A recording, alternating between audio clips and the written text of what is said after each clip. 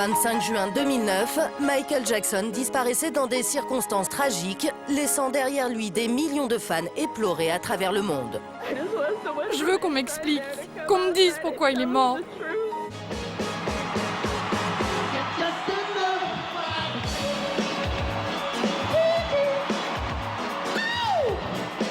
750 millions d'albums vendus, un succès inégalé, une carrière hors du commun au prix d'incroyables sacrifices et de souffrances. » Je pense que personne n'aurait été capable d'endurer les épreuves que Michael a dû affronter tout au long de sa vie.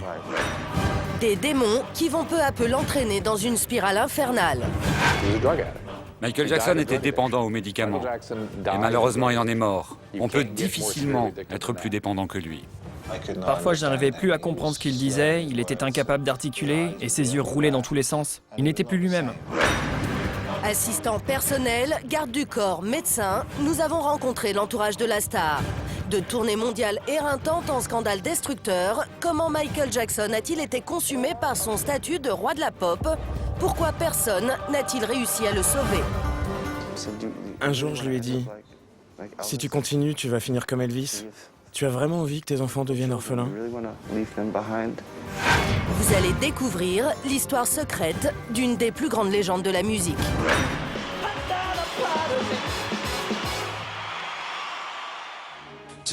Aujourd'hui, 2 experts médicaux ont été entendus au procès et la défense a dressé un portrait de Michael Jackson très différent de celui de la star que nous connaissons tous. Automne 2011, en plein procès Conrad Murray, de troublantes pièces à conviction dévoilent la part d'ombre de Michael Jackson. Ces photos ont été prises dans la chambre de la star, quelques heures seulement après sa mort. Sur sa table de chevet et partout dans sa chambre, des dizaines de flacons et tablettes de médicaments. Au pied de son lit, on retrouve même une bouteille d'oxygène. Difficile d'imaginer qu'au cœur de Beverly Hills, dans cette somptueuse villa, le roi de la pop s'était aménagé une véritable chambre d'hôpital à domicile. Pouvez-vous nous dire si oui ou non Michael Jackson était dépendant aux médicaments? Oui, pour moi, il y a des éléments qui prouvent que Michael Jackson était dépendant aux médicaments. Était-ce une addiction? C'est possible. Je sais que les fans s'accrochent à cette idée que Michael était parfait.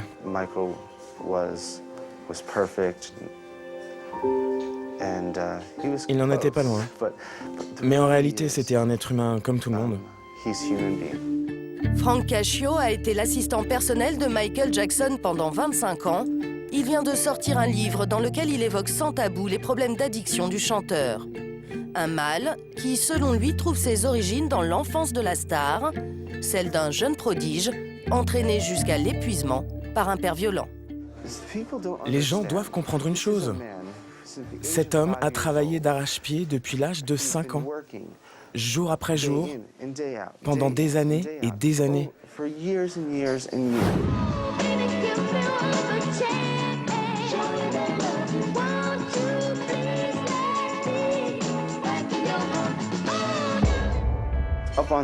Debout sur une scène depuis l'âge de 5 ans, pendant de longues années. Vous savez, il y a une pathologie qui s'appelle la douleur chronique. Elle survient quand vous êtes en surmenage. Et chez lui, vu sa carrière, cette pathologie a été multipliée par 10. Ses frères m'ont raconté que ses brûlures étaient horribles. J'ai d'ailleurs vu ses 40 points de suture parce qu'on a dû l'opérer au niveau du crâne. Ça a été très douloureux. Alors on a commencé à lui donner des antidouleurs. Il n'est pas devenu dépendant aux médicaments en 1984. Mais c'est l'année où il a goûté au Demerol pour la toute première fois. Mais ce puissant dérivé de l'opium, qu'il n'utilise alors que comme un médicament, va devenir une drogue 9 ans plus tard. La police refuse de communiquer sur l'enquête et de révéler si Michael Jackson est un suspect ou une victime. La star est accusée par Jordan Chandler, un enfant de 13 ans, de l'avoir abusée. Des accusations jamais avérées, mais qui vont détruire Michael Jackson. Tous les rapports médicaux et les documents que j'ai pu lire stipulent que la dépendance aux médicaments de Michael Jackson est née en 1993, avec les premières rumeurs de pédophilie. À cette époque, Michael Jackson est en pleine tournée mondiale pour son album Dangerous. Chaque soir, il doit affronter des hordes de fans et donner le change, continuer d'assumer son statut de star internationale, malgré l'opprobre. Dans le monde entier, il a été accusé de pédophilie. Et pour moi, être accusé d'avoir abusé d'un enfant est sans doute la chose la plus ignoble de la Terre. Dans le monde entier, vous imaginez, sa vie, sa réputation, tout s'est effondré pour lui. Les gens voulaient vraiment le salir.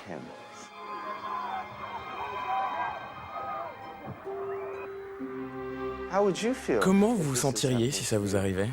Seriez-vous capable de dormir la nuit, sans problème, comme si de rien n'était?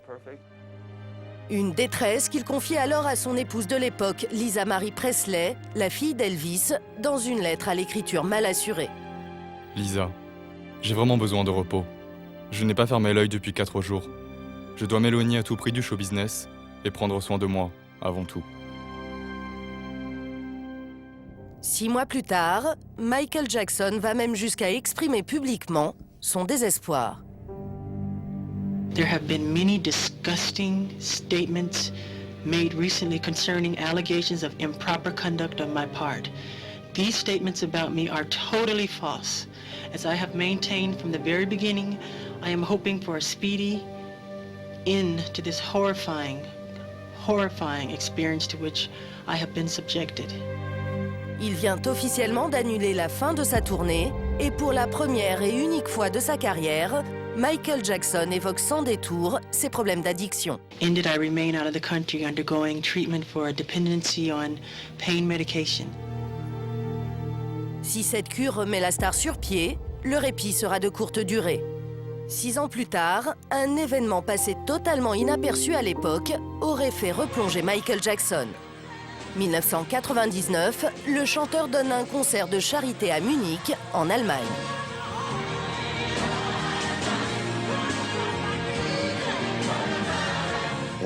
À Munich, il devait chanter Earth Song sur un pont suspendu. Ce pont était censé le faire redescendre au ralenti.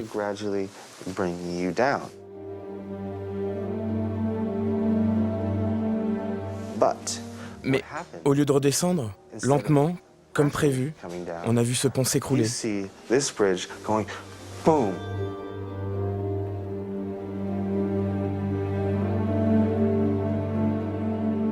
20 mètres plus bas.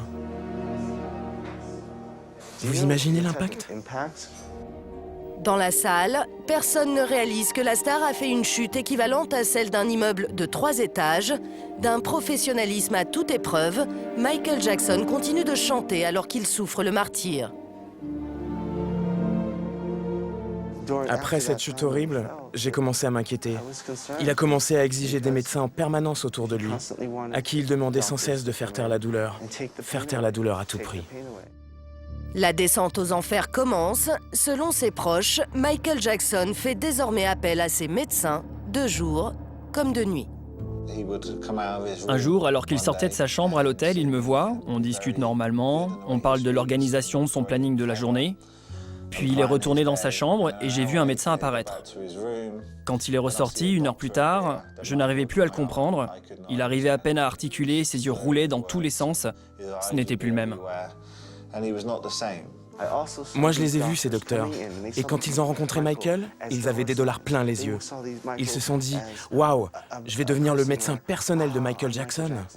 Ils ont pensé à l'argent, à tous ces billets de banque qu'ils allaient recevoir. Tous les jours, ces sales docteurs venaient rôder pour lui donner des médicaments, toujours plus de médicaments.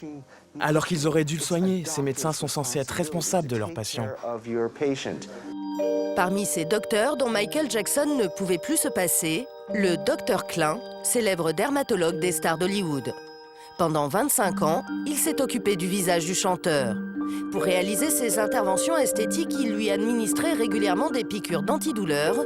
Dans les 3 mois précédant sa mort, Michael Jackson s'y serait rendu jusqu'à 3 fois par semaine et aurait reçu pas moins de 51 injections.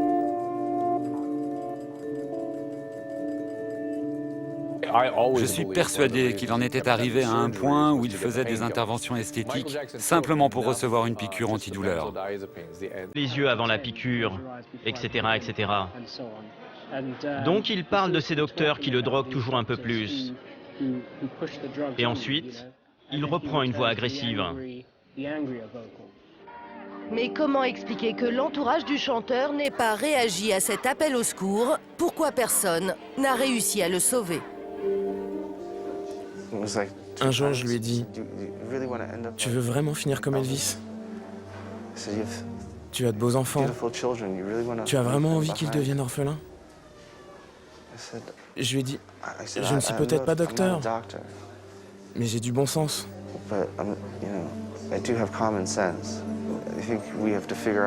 Et on doit vraiment trouver une solution. Mais croyez-moi, Michael détestait entendre ça. Avec sa famille, on a mis au point un plan pour le placer en cure de désintoxication. Mais Michael n'a jamais accepté. Il avait toujours une excuse. Il changeait de numéro ou il s'enfuyait. Des proches incapables de le raisonner alors qu'il s'apprête à relever le plus grand défi de sa carrière, remonter sur scène à 50 ans, Michael Jackson n'est plus que l'ombre de lui-même. Mais personne ne semble prendre la mesure de la gravité de son état. Après sa mort, les producteurs diront même que la star était en parfaite santé. Il y a des preuves qui contredisent clairement cette version. Un email a été lu lors du procès de Conrad Murray. Ce mail a été écrit par Kenny Ortega à l'attention de Randy Phillips, le président de la société qui organisait sa tournée. Et les propos tenus dans cet email sont sans équivoque. C'est l'un des producteurs de la tournée qui le lira lors du procès. Le chanteur ne sera peut-être pas en mesure de faire ses concerts en raison de graves troubles émotionnels. Il m'a paru très faible et épuisé ce soir. Il avait la chair de poule, il tremblait, divaguait et répétait les mêmes choses en boucle. Je suis convaincu qu'il devrait être évalué par un psychiatre. Si nous voulons avoir une chance de le faire revenir dans la lumière, il va falloir trouver un bon thérapeute pour l'aider à surmonter cette épreuve. Revenir dans la lumière, retrouver le vertige de la scène et être à la hauteur de la ferveur de son public, malgré l'angoisse, les nuits sans sommeil, jusqu'au bout, Michael Jackson a l'intention de donner le meilleur de lui-même. 1 mois et demi avant sa mort, visiblement sous l'emprise des médicaments, il laisse un message poignant sur le téléphone du docteur Murray.